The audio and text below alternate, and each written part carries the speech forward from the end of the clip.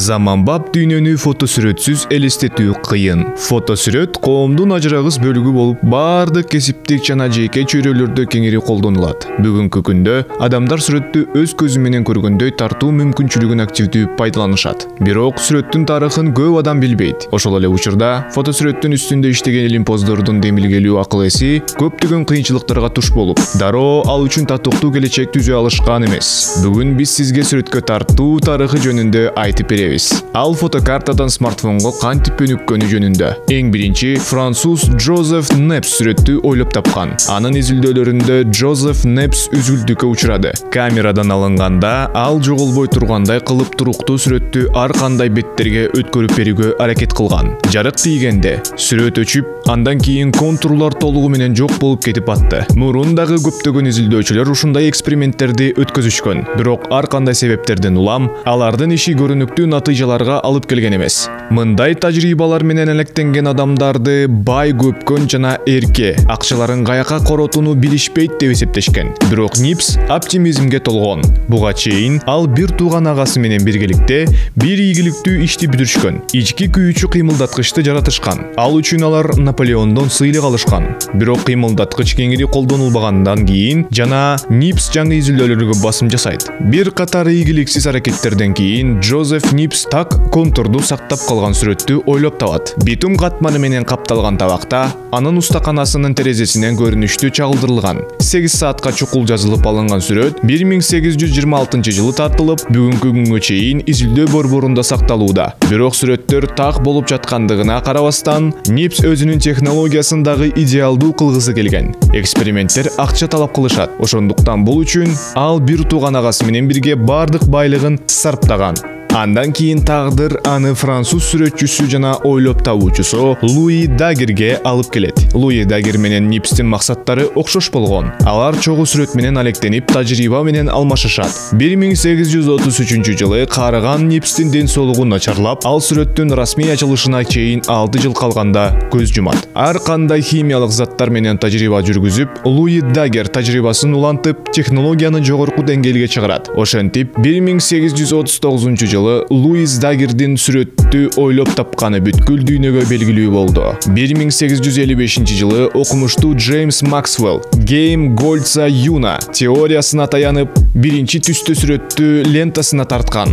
Бөлүнгөн сүрөттөрдүн 3 түсүн жаратып, андан кийин аларды бириктирүү менен Джеймс Максвелл ачык жана түстүү сүрөтүн жаратты. Бирок тилекке каршы ошол жылдары ушундай ыкма кеңири колдонулган эмес. Анткени мындай сүрөткө тартуу технологиясы үчүн керектүү материалдар жеткиликсиз болгон. 19-кылымдын аягында гана илимпоздор Адольф Мит жана анын окуучусу Сергей Прокудин-Горский татаал жарык чыпкаларын колдонуп, белгилүү натыйжаларды өркүндөтө башташты. Алар ошол мезгил үчүн адаттан тыш болгон сүрөттөлүш сапатына жетишти. Кино жана SLR камералары фотосүрөт жаңачылыштын, кинематографтын энеси болот. Бир тууган Люмерлердин эксперименттери, кинофильмдердин дүйнөлүк биринчи көрсөтүлүшү, поездин келиши учурунда жарандардын жарыксыз аудиториясын дүрбөлөңгө түшүрдү. Популярдуу ойлоп табуудан кийин сүрөт тартуунун кереги жок болуп калат деп сүрөтчүлөр коркушкан. Бирок алардын корккону текке кеткен. Эки багыт тең өнүгүп, атаандаштык фотосүрөттүн эң популярдуу учуру башталганда гана пайда болду. 19-кылымдын аягында Kodak компаниясы фотопленкалар үчүн ийкемдүү целлулоидти өндүрүшөт. Өнүгүп жаткан фотодүкөндөр пайда болуп, камераларга электр кубатын берип, сүрөттөрдү басып чыгаруу менен алектенишет. Убакыттын өтүшү менен фотопластинкалар фотопленкага алмаштырылып, сүрөткө тартуунун эски ыкмалары сүйүүчүлөр тарабынан гана колдонула баштайт. Чакан форматтагы фотопленкалардын пайда болушу келечекте биз билген чакан камералардын өндүрүшүн уюштурууга мүмкүнчүлүк берди. Чакан форматтагы камералардын биринчи сериясы 20-кылымдын 10 жылдарында пайда болгон. Ошол эле учурда фотосүрөт, аэросүрөт жана тыңчылыкта активдүү колдонула баштады. 1935 жылы чакан форматтуу камералар үчүн Kodak Chrome аттуу жогорку сапаттагы фотопленка өндүрүлүп баштаган. Ал дүйнө жүзү боюнча сүрөтчүлөрүнүн кеңири таанылышына ээ болот жана узак убакыт бою лидерликти ээлейт. Сүрөттөр искусствода гана эмес, илимде да колдонулушун барган сайын көбөйтүүдө анын жардамы менен уникалдуу астрономиялык кубулуштар активдүү катталат. Астрономдордун жана фотографтардын аракетинин натыйжасында ал Альберт Эйнштейндин салыштырмалуулук теориясы визуалдык ырастоону тапты. Күн тутулганда күндүн тартылуу күчү орун которгон асман телолорунун сүрөтү илимий дүйнөдө жана басма сөздө сенсацияга айланат. Ушул тажрыйбанын аркасында Альберт Эйнштейн күтүлбөгөн жерден бүткүл дүйнөлүк атакка ээ болду. Санарип сүрөт. Компьютердик технологиялар санарип сүрөт тартуу дооруна түрткү берет. 20-кылымдын 80-жылдарынын башында эле Sony жана Logitech компанияларынын санарип камералары массалык түрдө чыгарыла баштайт. Биринчи санарип камералар фотографтардын жаңылыктары жана технологиялык революциясы менен гана эмес, ошондой эле кымбаттыгы менен таң калтырды.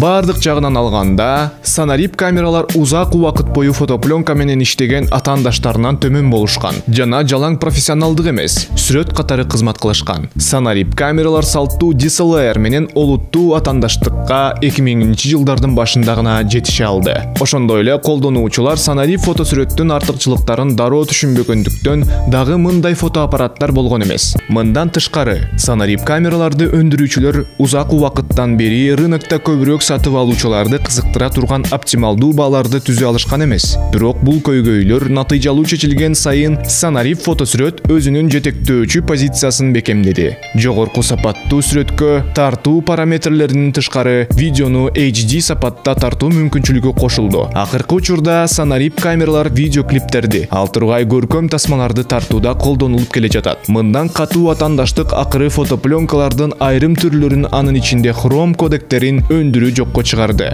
Ошентип, Kodak компаниясы өзү жаңы технологиялардын чабуулуна кабылып, насыя алууга барып, ири кирешеден айрылып, өзүн банкрот деп жарыялоого аргасыз болгон. Санарип камералар менен чогуу уюлдук телефондор дагы өнүгүп башташкан. Алардын варианттарында 2000-жылдардын башында фото жана видео тартуу мүмкүнчүлүктөрү кошула баштады. Санарип камералар заманбап смартфондорду тартуу сапатынан дагы деле алдыда. Бирок алар кымбаттуулугунан жөнөкөй адамдар сатып алуу артыкчылыгы жок. Анткени фотосүрөт сүйүүчүлөрү каалаган нерсени смартфонго эле тартып алышат.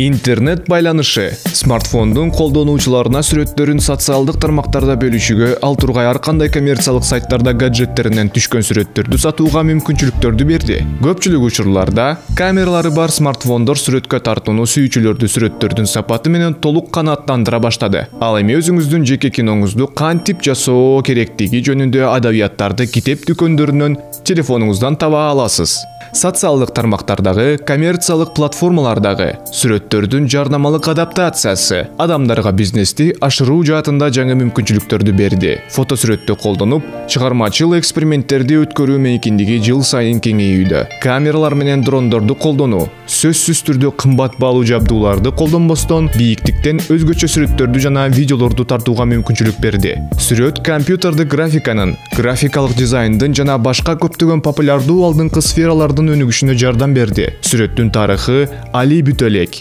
жана биз анын өнүгүшүн байкаган акыркы муун эмеспиз. Алдыда дагы көптөгөн кызыктуу нерселер бар. Албетте, биз муну сүрөткө тартуу менен бирге башыбыздан өткөрөбүз.